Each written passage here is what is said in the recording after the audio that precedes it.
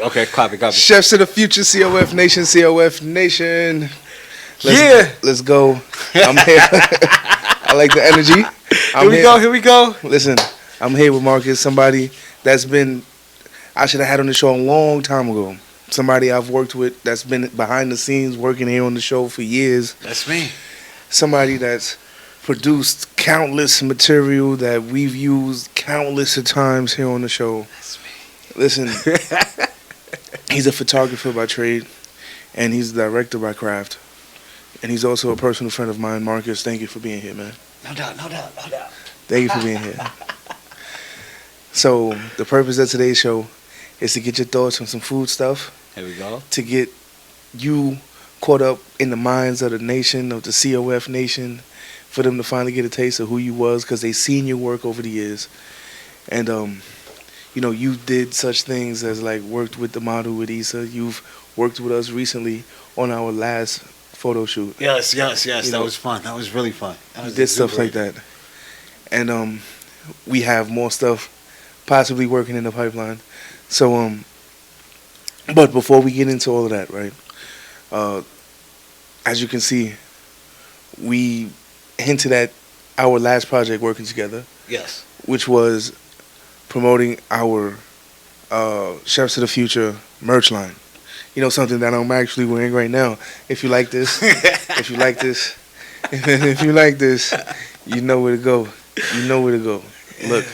Look, before we get into all that, one of the shirts, right, is one of my personal favorites that came out the freshest, the cleanest, and all of that.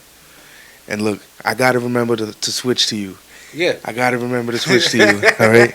I gotta remember to switch. Got you. So look. Chefs of the Future, right? One of the shirts that came out the cleanest was from a shirt that was a collab, and I pray to God that they don't fucking sue me for using it. But it's like this. Look, Chefs of the Future. I hope you've seen it by now. The documentary that people worked very hard on this summer while we've worked and everything. Look, the documentary. Woo! Listen, the documentary, right? That's clean. Now, and you look, y'all see it from over there, and those cameras over there too. Look, this is gonna be framed. The company's gonna be framed. The company's got to go out to PA. Y'all already know who y'all are. That's gonna get them. So but yeah, so the documentary was basically a project that I worked on that you should have been a part of, quite frankly. But that highlighted the process of a restaurant expanding and opening up one of the first ghost kitchens in Northeast Pennsylvania. And they allowed me to document the process, and this is what that highlights. So, director's cut coming soon with, like, up 10 minutes of bonus footage. You have, behind the scenes stuff, and, just a whole bunch of, like, nonsense of us doing our thing. Yeah. So, shout out to y'all. I know y'all gonna get y'all stuff. But, I just felt like it was necessary for me to start off with that. But look, so that being aside, right? So, Marcus, we teamed up right last time. I think it's only fitting by now that the COF Nation get a feel for who you are and, what you do, like how you got into photography. I know you've been, shooting stuff, filming stuff for years. Like, I'm talking like at least 10 years. At least you had a camera in your hand. So it's like, what drives you to, like, push for the best picture out there, like to new heights? And Alright, so I could definitely break that down for you. So whenever I'm shooting anything, I always try to look from an angle. Closer. I always try to bring it to, like, a different angle where nobody's really looking at. Like, you can look at a picture straight forward, but are you going to be able to look at it from a different angle, from like a bug's view angle or a bird's eye view angle? And it's like I always try to get a certain angle or capture a facial expression that's just in the moment, or try to capture a moment that's right then and there, and be able to tell a story 2 to 3 to 6 years later. It's like, yo, do you remember that? when we took that picture, and it's like, wow, I remember that. Because, like, whenever I take a picture, I never, like, edit it right away. I always wait till, like, 2 to 3 days to come back to it. It's like, I remember the moment that I had with that, so let me touch up right here, little touch up right here. Let's add a little effect right here. Let's do a little something here, and it's like, okay, I always relive the moment where like the moment that I captured, the moment that I felt when I took that picture, and I try to like visualize like, hey, that same day is right here when I'm looking at it. So like that's the experience. So I always try to capture a different angle and capture a picture that's in a moment and be able to tell it in the future. So that, like that's the angles. That's the angles. Now, working and providing like satisfactory results is one thing, Right. but another aspect of it is working with people. Right. And the reason why we keep teaming up with each other is because we don't only like the result we get at the end product, but we also enjoy each other's company. Right. And Right. we get positive results working with other people. Mhm. So, what do you say to that when it comes to like inspiring, trying to get the best shot out of the talent you work with, and how do you go by motivating them to like throughout the process? All right. So when it comes to that, I try to build like this communication bridge, and so I could establish like a mindset like, hey, we're going to be working together. Let's try to make this the best set possible. So it goes from, all right, chemistry, we got to have that chemistry balance where it's like we're working together, and then from there we're connected through the camera, and from there it's like, what is it that you're trying to convey? What is it that I want to convey? Is it like urban, or is it like just solo? Is it duo? Is it two people that's taking a shot? Like, how can I incorporate them to feel comfortable, and how can I incorporate like a freestyle shot, like and the different angles, and it's more so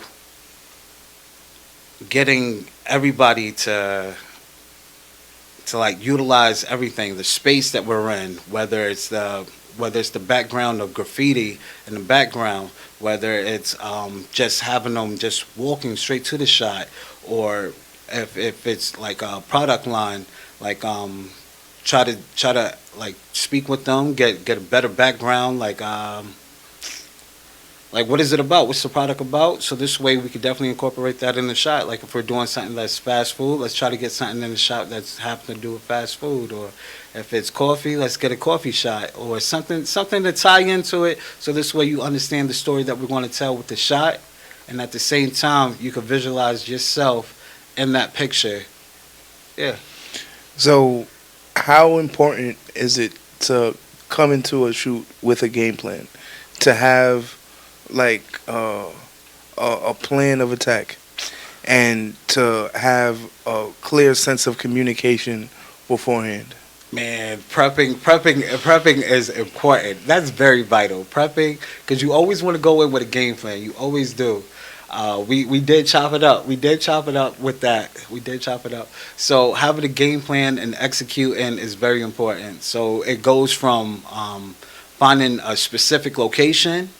It goes to factoring in the weather. Is it going to be cloudy? Is it going to be sunny? Do we need umbrellas for the equipment, or will it rain or shine? Like, can everybody make it? So that goes into it. Let's making sure like the shots that we're trying to shoot, like is it option, like is it an option? Is it a go? Is it a no go? And you always got to make sure you have something to back up. Like make sure it's like, okay, if this doesn't work, can we try something else? And from there, like I always want to try to take at least 100 shots, because I'm really trying to keep at least 10 to 5. 10 to 5 is the most that I'm trying to keep from one perspective. But out of 100 shots, at least 20 is going to make it. So, yeah. The reason why I frame these questions this way is because I view that the director on the set is the chef in the kitchen. Right.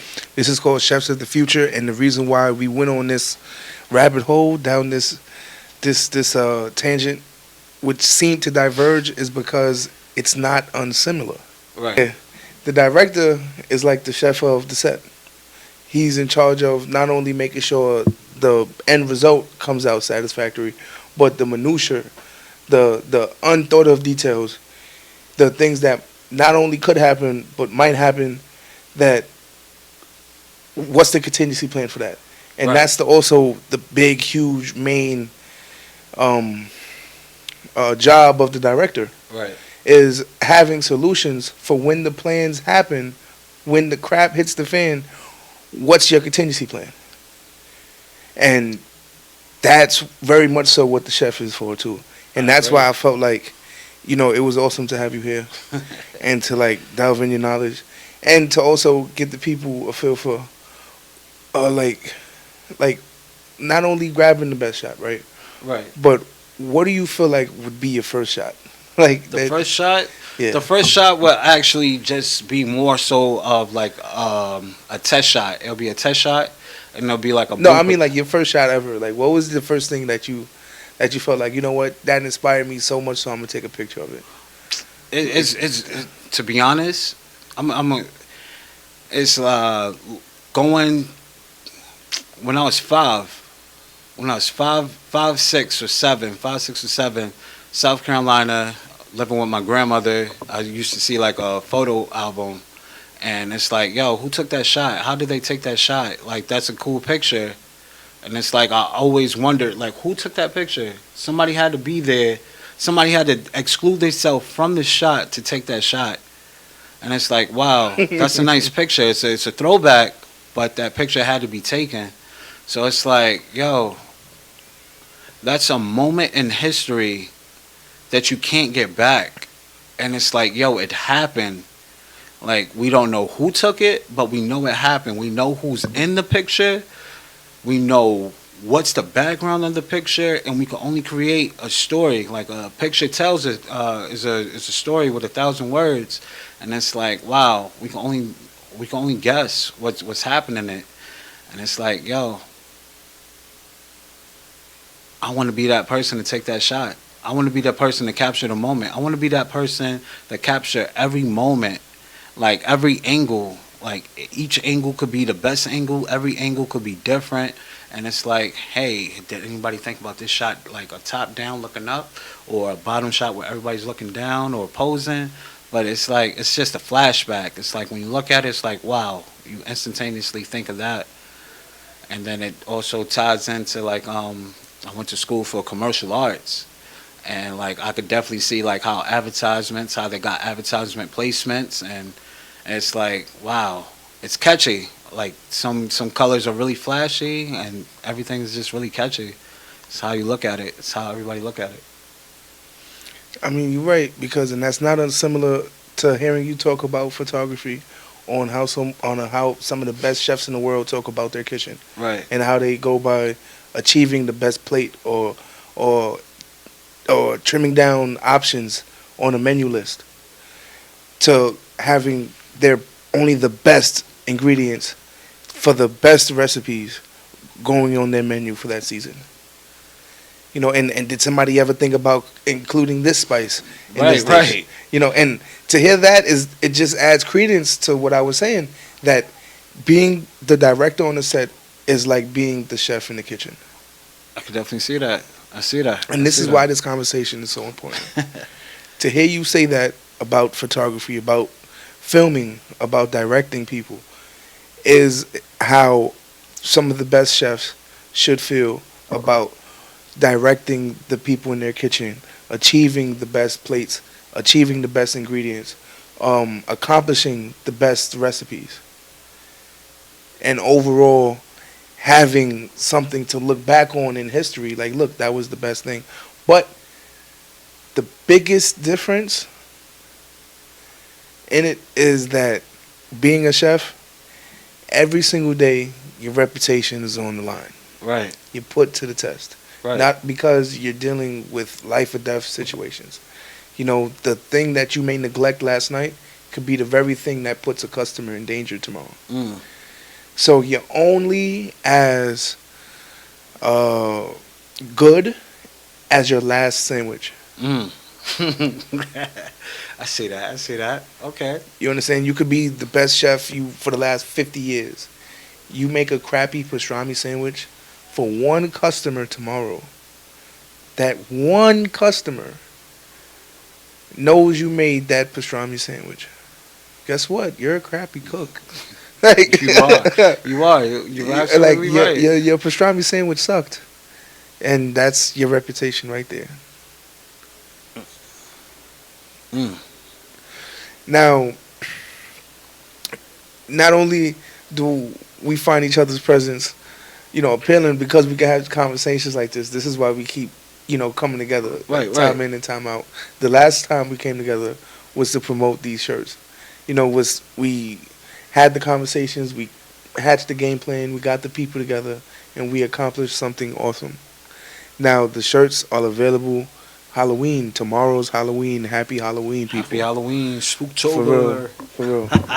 And I hope y'all be safe. This is the first Halloween that I would actually consider going out and like doing something, post this pandemic craziness.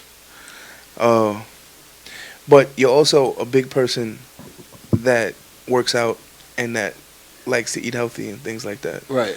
So I know you're not like big on candy or anything. Nah, not really. Not really. Not really. I mean, I might have a few like a few snack activities throughout the day, but not big on it. Not too big on it. Now, what would you say is your one Halloween vice for even a person that like may work out or be as health conscious as you? Don't. No, just know when to stop. Just know when to stop. Know when to stop. Knowing when to stop. When do you stop? Try to just eat like at least a handful, cause like I don't know, like one or two, one or two candy bars, 'cause And I know they can make them a little fun size, and that's the teaser right there. One or two fun size bars. And what's your favorite candy? Oh man, I'm gonna have to go with Reese's. I want to say Kit Kat, but I gotta go with the Reese's. I had like 2 Reese's today. I had the Reese's cup. The Reese's cup. Yeah, the Reese's cup. It's Yo, the Reese's listen, cup. if you would have said any other answer, I would have called you a liar. I swear, because I don't know much, but I know you a Reese's person. You a Reese's person. Yeah. All Peanut right. butter. It's the peanut butter. I like the peanut butter. So listen, staying on topic of that, right? Right. Now we are bringing back a segment of the show, my friend. Okay. Right? And this is one of my favorites to film. This is like something that somebody's been asking me to bring back to the show. Okay. And listen, it's called Hood's Best. Woo-hoo! All right. I'm here. So I'm look, game. I'm game. So listen, so this is Halloween theme, right? Halloween theme Hood's Best. Okay. And for the people who this may be your first Hood's Best show segment, this is how it goes. Now, it's things that you can only find primarily done in the hood. You understand? So we talking about Arizona's. We Okay. talking about duck sauce packets. You understand? Because look, you. I'm here. I'm looking. Yeah, I'm looking. exactly, I'm looking. exactly. I'm here. Chefs I'm of here. the future. Chefs of the future. Chefs of the future. Look, we gotta be authentic to where we come from. Right. Look, what's your Instagram. IG? It's on IG. Photo Trooper X Uh-huh. 001 001. Photo Trooper PHOTOTROOPA X 001. Mm-hmm. Drop. So after I give you the first question, Right. you start the timer. Got you. So the timer starts when you start thinking about the question. Got you. All you. right. 2 minutes. All right. And I'm gonna pick up the computer because I don't want you to look. Oh, okay. Copy. Yeah, Copy. 'cause No sneak I have peek. the questions, No sneak but then I peek. also have the answers Got you.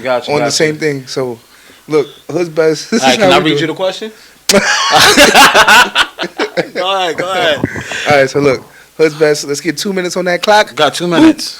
Boop. Let's edit this. All right, and you press start once I read the first question. Once you, all right, copy. All right. Here we go. So we started out easy Oh, and simple. man. Easy So, and simple. Easy. Name 5 Halloween food.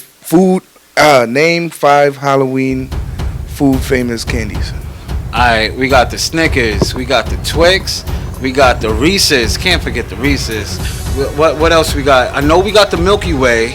I want to say Kit Kat. Did I say Kit Kat? I felt like I said Kit Kat. Kit Kat. Alright, Kit Kat. We good? Yeah, we good. I feel like we good. Alright, here we go. We have to start off something. Here we go. Okay. Kids in the hood, along with Chinese food restaurants and 99-cent stores, where else you might find them trick-or-treating at in the hood? Alright, you got your best friend's house, you got your best friend crib where well yeah, like chill. Like you gonna pull up with the mask and knock and be like, yo, trick or treat, smell my feet, give me something good to eat. Alright, what else? Okay, corner store. Let's go. Alright, let's keep moving. Alright, so along with eggs, what else is an object of choice for kids to throw at houses on Halloween? Alright, we got alright, okay, so we can't say frozen eggs. Got you.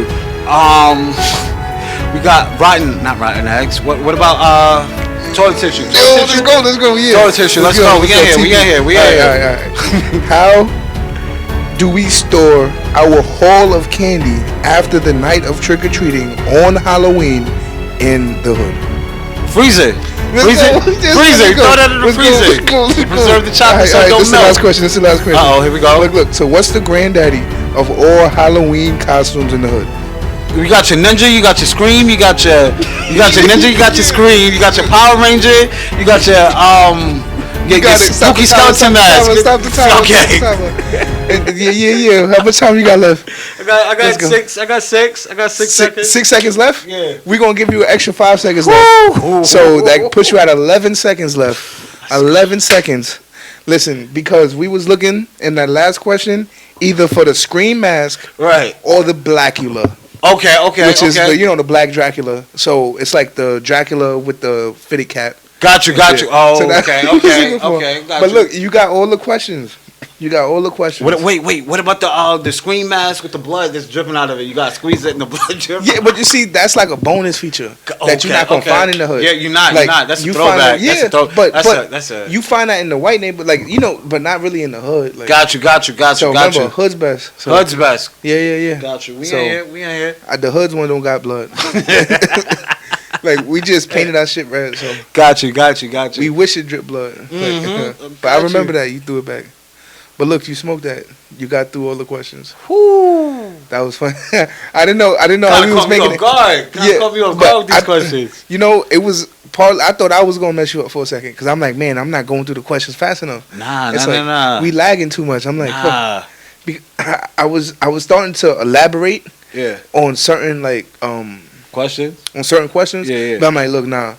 Cause then it would be my fault if you'll be feeding it to me. Yeah. But not feeding it to you, that I'm not getting through the question. Like you, man, I could have got you through the questions quicker. Got you. But look, we getting off. We did it. Look, we did the thing. Steps to the future. Right? We did it. This is your first Hood's Best. Look, if you like this, make sure you comment because we could bring this back to almost every show. We're not gonna do it every show, but to almost every show again, like we started to do in the future. But look. It's the only way we're going to get better if we know what you like. So, look, we have fun doing it.